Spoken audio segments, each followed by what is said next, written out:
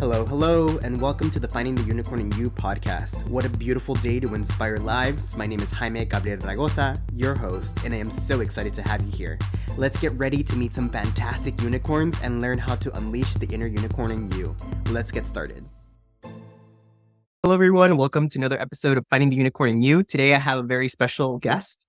She has worked as a television sportscaster, newspaper and magazine writer, teacher, author, and amateur sports official. Her first TV job came from at WRBL TV in Columbus, Georgia, and led the positions at WROC TV in Rochester, New York, KTSP TV in Phoenix, Arizona, and ESPN in Bristol, Connecticut, where she anchored at the Emmy and ACE Award-winning Sports Center. She finished her on-camera broadcasting career with a 2-year stint as studio host for the NBA's Phoenix Suns.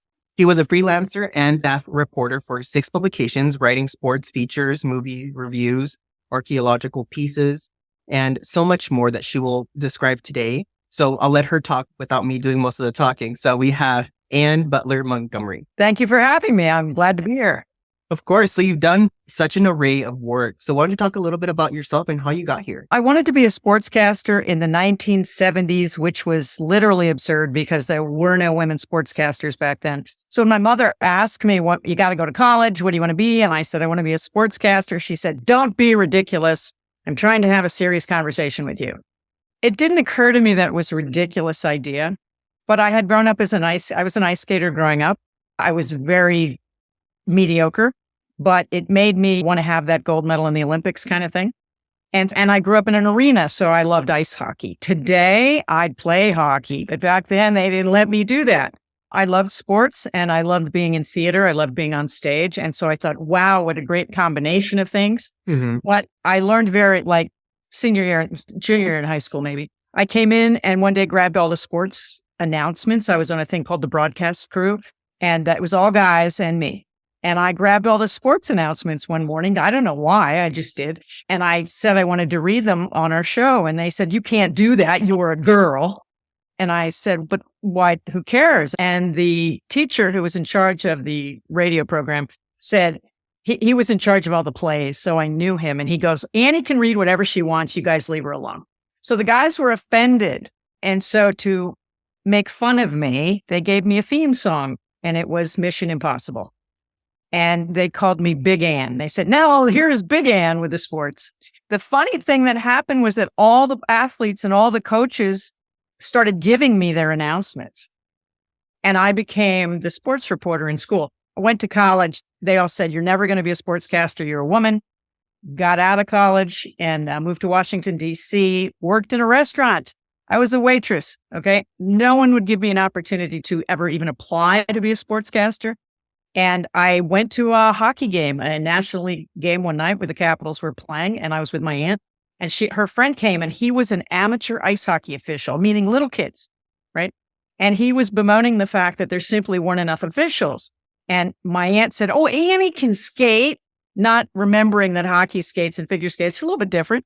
And the guy goes, "You want to be a referee?" And I said, "Sure." And that first game was a nightmare. I'm talking 5-year-old hockey players with their little jerseys down to their ankles, leaning on the sawed-off sticks and their little helmets crooked, and they're looking up at me. And I fell taking my first face up.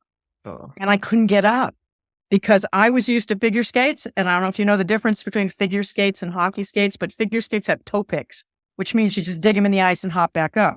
Hockey skates don't have toe picks. I fell 3 times taking that first face off. Little kids staring down at me like, "What's the matter with the ref?" Right? But on the way home, I realized that this was my into sports reporting because I was before Title IX. I was never able to play football, baseball, ice hockey, soccer, basketball. And so I decided to become an official in those 5 main team spectator sports so that I could learn the games, so I could be a competent sportscaster. And I really believed that some forward-thinking news director would hire me. And that's exactly what happened. I officiated for 5 years. I officiated all 5 sports, and I got hired, and I worked at 5 TV stations before I was not pretty enough to be in front of a camera anymore, which is what happens to women on TV. So not only are you having barriers at the beginning to even get kickstarting your career because you're a woman, but you're also having over here a certain age that you're allowed to be on screen. So, Right. And the other thing was, of course, I was the only woman baseball umpire. I was the only woman football official. And as I was told multiple times over the years, if I'd only officiated women's sports, I might have gotten somewhere because I was not accepted in officiating either. There are all kinds of officials out there, but there's one referee, and that's the white hat, the one that says I'm holding number 76 offense, will play second down, whatever. So I kept getting thrown up all these men's crews every year because they said, we're never going to get big games with you because you're a girl. And so one day I finally said, fine, I'll become the referee and crew chief. And the men who come to want to be on my crew will know what they're getting.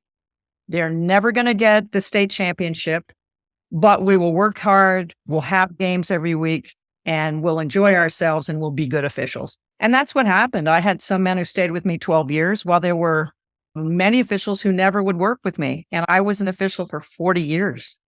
It's funny, when I became a sportscaster, I thought I'd quit. I thought that officiating was just a means to an end, but I called my last football game in 2019. So that was 40 years. And I miss that more than anything.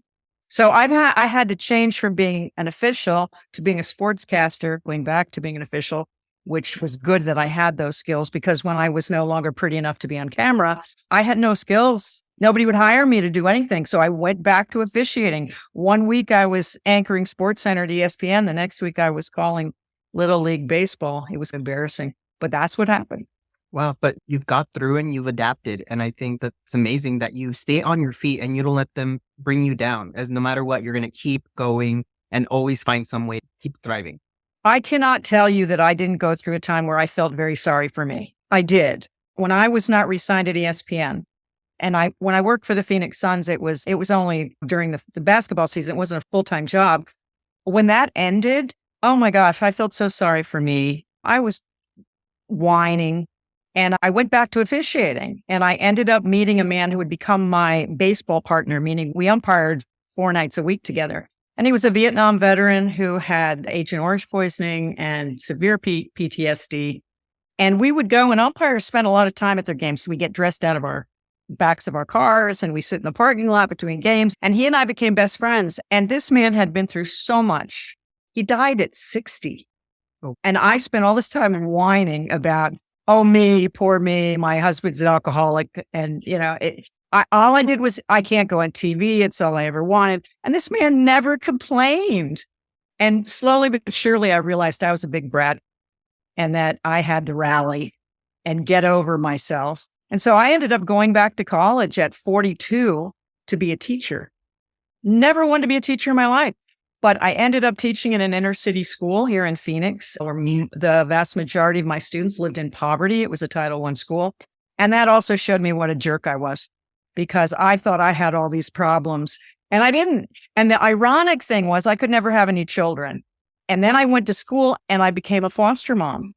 And had I never been like aged out of TV, become a teacher, I would never have been a mom. So I have 4 children. They're all in their 20s now. Still call me mom, even though I'm their foster mom. And so life is very funny that way. So I think when what's the old one door closes, another door opens. So I have no complaints at all. I'm now a grandmother. I have a 5-year-old son. So that's amazing. And life is going to throw you a lot of curveballs, and there's so many different pivots that you have sometimes take unexpectedly and I think this is all part of the unicorn journey, what kind of makes you into the fantastic unicorn that you are today.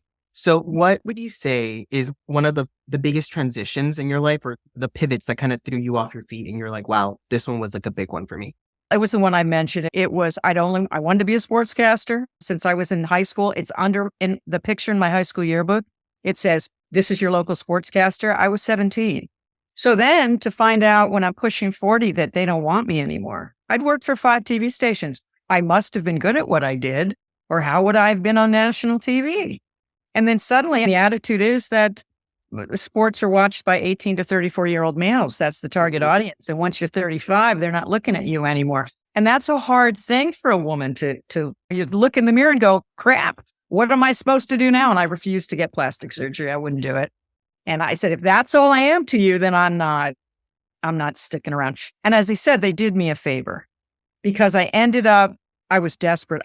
All I could do was officiate. And in Arizona, we have football, baseball all year round. But I didn't want to be doing that when I'm forever for a living. I wasn't making enough money. And I saw this advertisement for a sports writer at a local paper, a small paper, not even the big regional paper. And I said, I'd like to apply to be a sports reporter for you. They go, you don't know how to be a sports writer. I said, look, I was in television for 10 years. I was writing sports every day. And they said, yeah, that's not the same. I said, please, I begged, give me a chance. And it was a $7 an hour job. And again, I'd just been on national TV and I took it. They gave it to me. They said, we'll give you a chance. And it turned out all my stories ended up on the front page all the time. Wow. So I went, it seems I can write. And I didn't even know that. I'm dyslexic. And my friends now, I'm an author. I have 5 published books right now. And my old friends are like, how the hell did you ever become a writer? I said, don't know. Life is funny. So I think the idea is we're all going to run into moments that we didn't plan for. And you can't take it personally. You have to buck up and move on, move forward, find a way to move forward. I'm not telling you that happened to me overnight. I went through a couple of years before I decided I'm going back to school. I'm going to do these things. But all I can say to people is that we need to be flexible. We need to be open-minded. People kept telling me to be a teacher because I'd spent so many years around kids officiating. They said, you'd be a great teacher. I'm like, I don't want to be a teacher. And then slowly but surely I went, hey, and I love teaching, but I will admit to you, I taught 20 years and very briefly at the college level. And I don't miss that as much as I miss officiating football and baseball. Mm-hmm. It's strange, I know. But I think we just have to be open-minded and not, what I used to teach my students, I said, you're going to have more than one career because most of us are going to live to be in our 80s, okay? My mom's 98, so I've pretty much got a while to go. And I think that you have to realize that you're going to grow and change and want to do different things. So when I would talk to my students about career goals, I said, which is the first career you're interested in? Because there're going to be more. You might be in the military for 20 years and want to go design cars because we're going to work a lot, and you work more than you do anything. You work more than you spend time with your loved ones, more than you sleep. So you need to pick things you love. And I've been very fortunate that of my several careers, I love them all, but I had to drag kicking and screaming into teaching because I thought I'd be a sports reporter till I was 65. That didn't happen.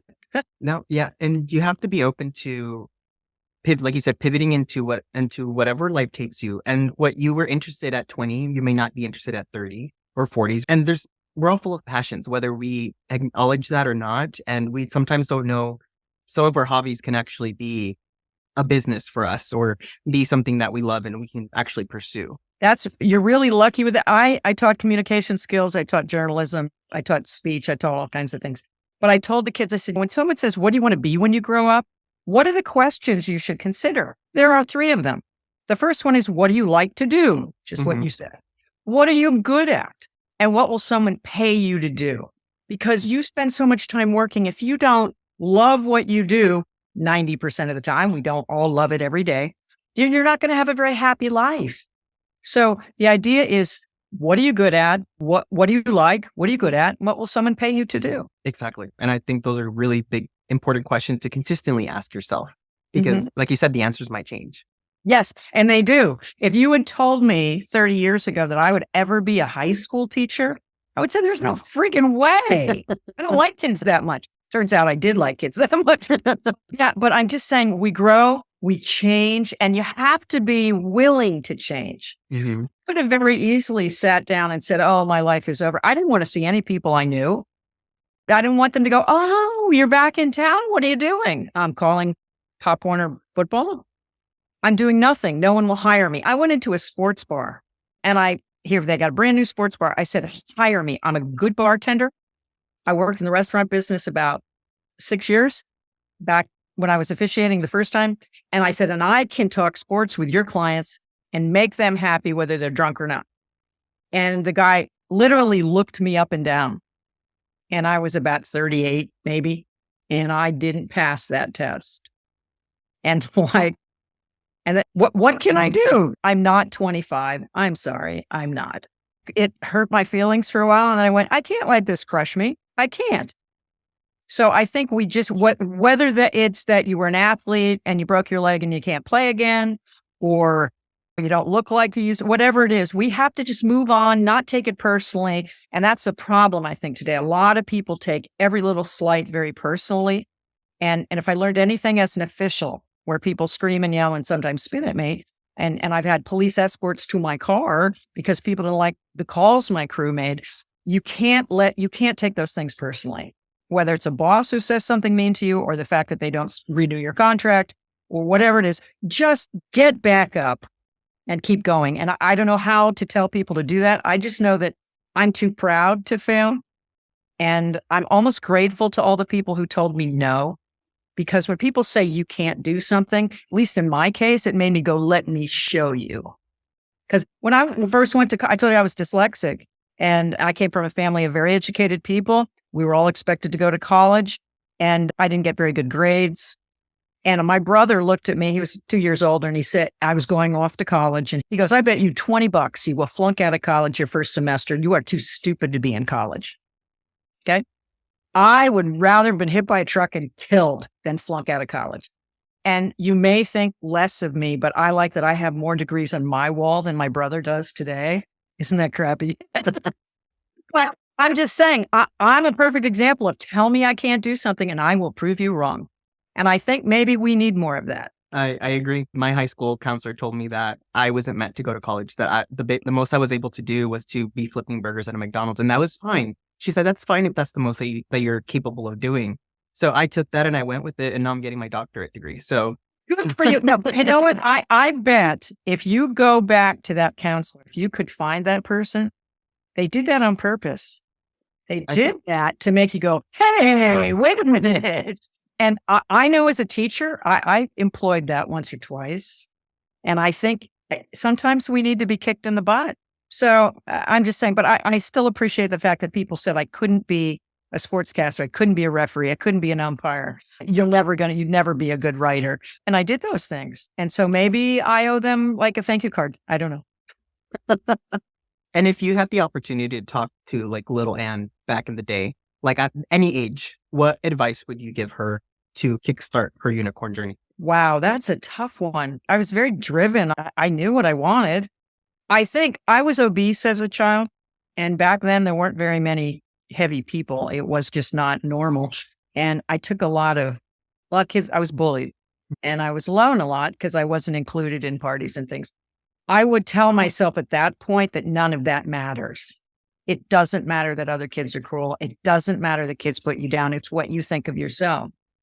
And though it was difficult growing up that way, because I had a very fashionable mother with the spike heels and the cat eye glasses, and she was a reporter in the 1950s, only mother with a college degree. Okay, so she was a freak of nature, but she was so appalled that she had a fat child and she was cruel.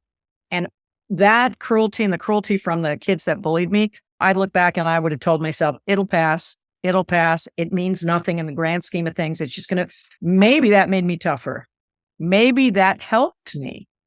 Okay. Because I'll tell you something. I've been in a lot of jobs where people were cruel. I might be on TV one night and the next day someone wrote me up in the newspaper and called me stupid, right? That stupid girl on TV doesn't know what she's doing. Or I'm an official. I make bad calls. They yell and scream. But maybe that bullying when I was a kid, maybe that just got me on the road to dealing with people giving me crap and not buckling under it. So I would tell myself, don't take this stuff too seriously. It's going to help you in the long run. I love that. And I feel that you have something special because a lot of people who get pushed to that level of saying, no, you can't do this, you can't do this. I feel like there's two results of that. One, it's going to motivate you, or two, it's going to bring you down and you're going to want to stop. So what do you think differentiates from motivating you and from it desensitizing and not having any more emotion? I think because of the jobs I was in, I had no choice, or I'd have to quit.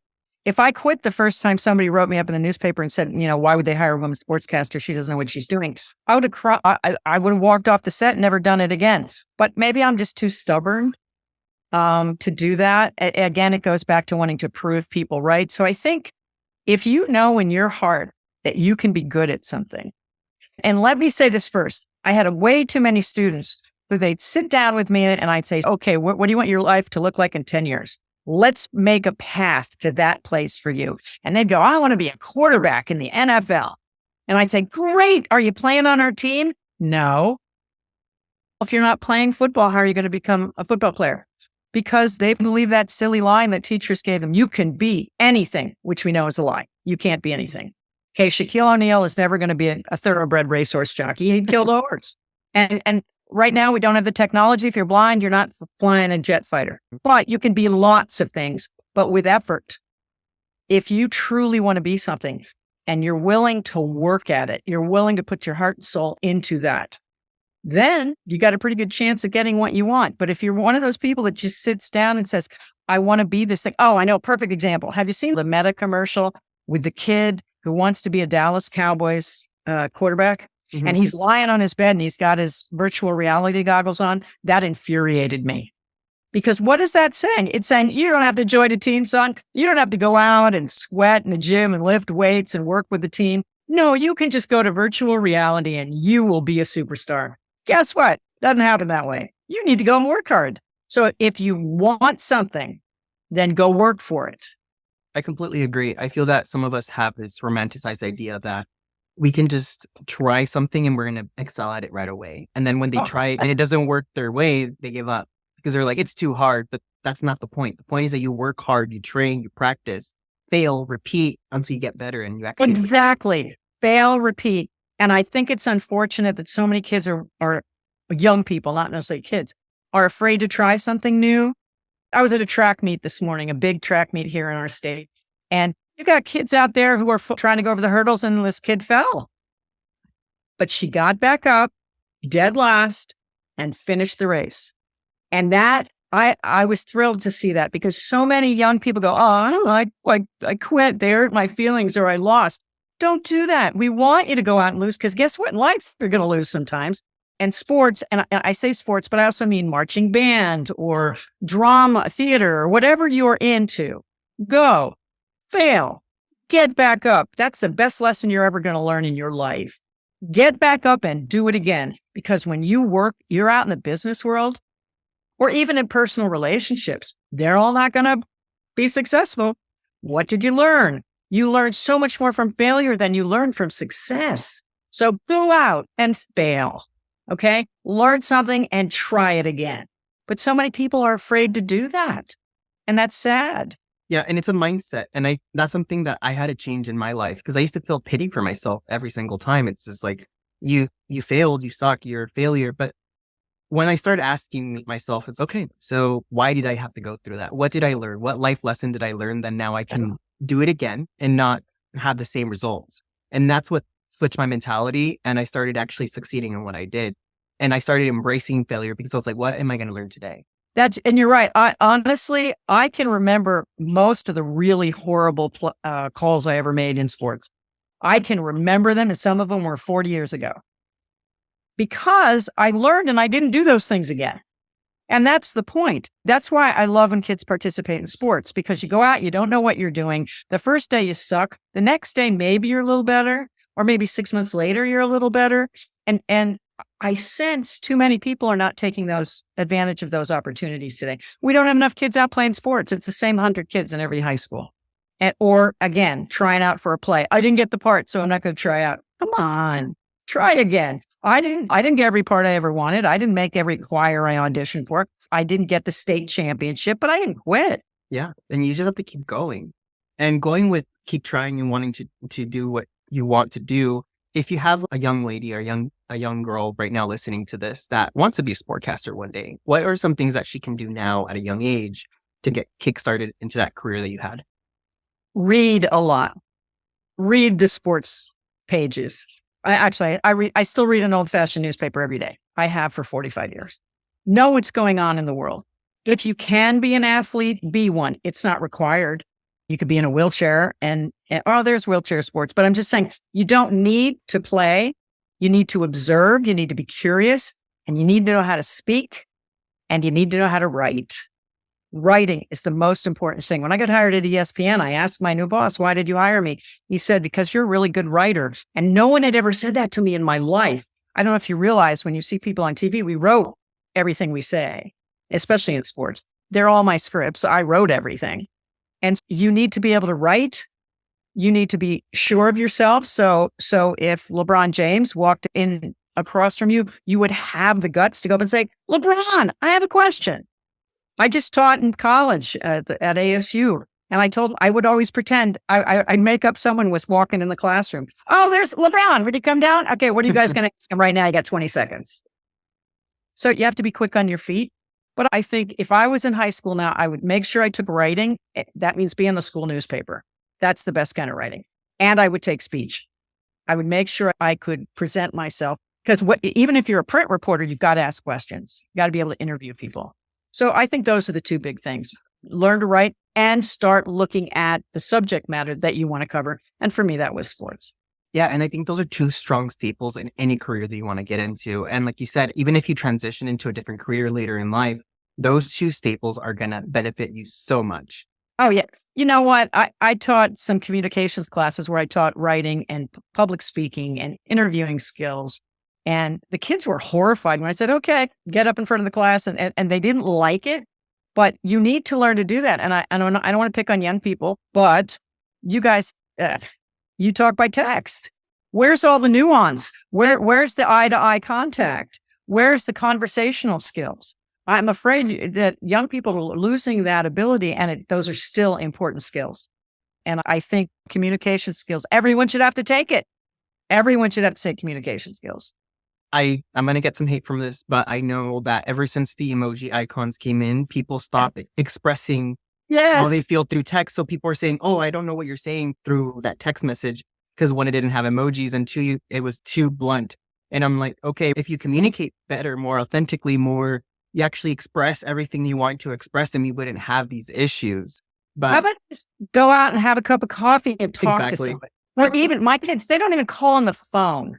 Like they want to do by text. I'm like, you can't read nuance in a text. And sometimes I've gotten texts that I thought people were angry with me, but I just didn't, I took it wrong. So there's not, that you've got to read into text so much. It's exhausting. I'd much rather pick up the phone and talk to somebody. Mm-hmm. So I think we're losing those skills. And certainly if you want to be a reporter, whether that's written word or spoken word, you're going to need to know how to talk to people in person. Yeah, you have to bite the bullet and just call people and get used to doing that. I worry though that, and I'm going to pick on video games and that kind of thing, that people who've grown up looking at screens for hours on end, which many of my students did, they'd say, oh, I'd say, you're exhausted. How long were you on your phone last night? Oh, until about 4 a.m. playing video games. I don't know what they were doing. They were teenagers, let's guess. But the bottom line is that all that time that could be spent associating with other people, that means you're on a team or whatever, you've got physical contacts with other people, and they don't do it. And I think this is going to be a real problem in the future, especially with couples. If you don't know how to communicate with other people, how are you going to maintain a relationship? If your all relationship is on text, and I have my daughter, oh my God, I don't want to go into that. The text she gets from guys, and I'm like, oh God. So yeah, I think we're losing those skills and we need them.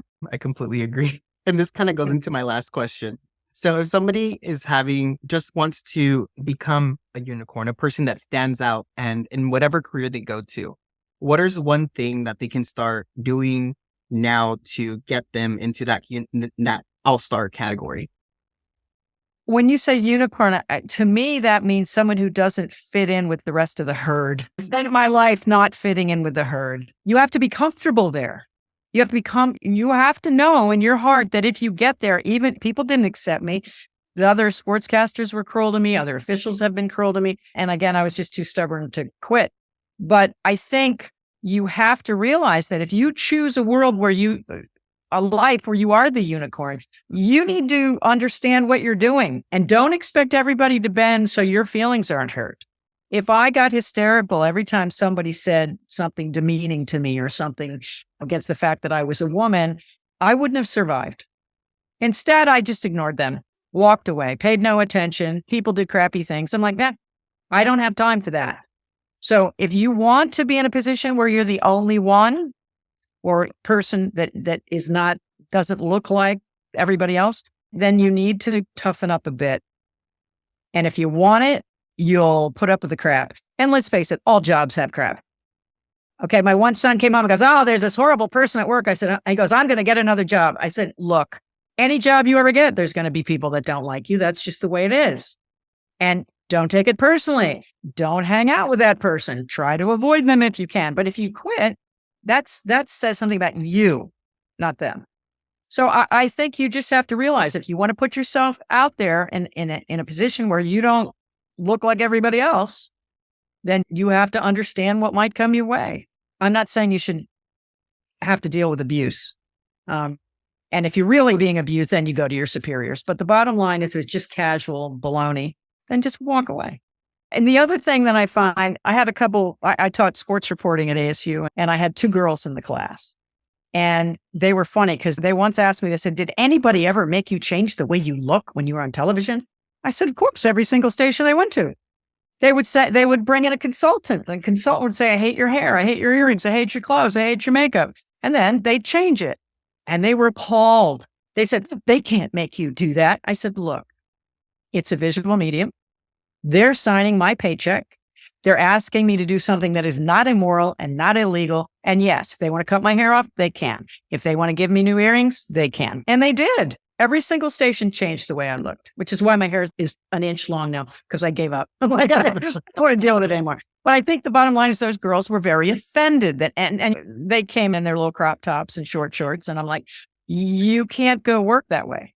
You can't, because they were covering actual games and things for me. I said, you can't go to that high school dress like that, ladies. You can't. And they're like, why? And because it's a visual medium. And so unless, again, someone asks you to do something illegal or immoral, you do what they ask. They're signing you a paycheck. And they were upset about that. It was almost like they looked down on me a little, that I was willing to say, yeah, fine, cut my hair. I don't care. But it just really depends where you want to go, because certain locations, you just can't show up wearing certain things, having your hair a certain way. If you want to be in that specific medium, then you have to respect the rules that they right. And girls, they don't understand what life used to be like not too long ago. And they get so, at least the girls in my classes got very offended by things. And I said, look, the men had to go change their hair and their coats and put makeup on and things. So it's part of the job. But they seem to think no one should be able to say anything to them. I said, look, you have to relax a little, not take everything as an offense. I completely get it. But this has been such an amazing conversation. I really enjoyed it. I think I can probably ask you so many more questions, but we're running out of time. But if somebody wants to keep up with you and maybe ask you something, how can they reach you? I have a website. It's AnnMontgomeryWriter.com, and that's Ann with an E, AnnMontgomeryWriter.com. I am delighted if anybody wants to get in touch. If there's any young people who want to be sports reporters, you get in touch with me. I also have books. My books are all online, my blog and those kind of things. So that'd be great. Feel free to get in touch. Perfect. Thank you so much. And as always, our episodes come out every Friday at 7 a.m. Feel free to leave us a 5-star review. And until next time, thank you so much.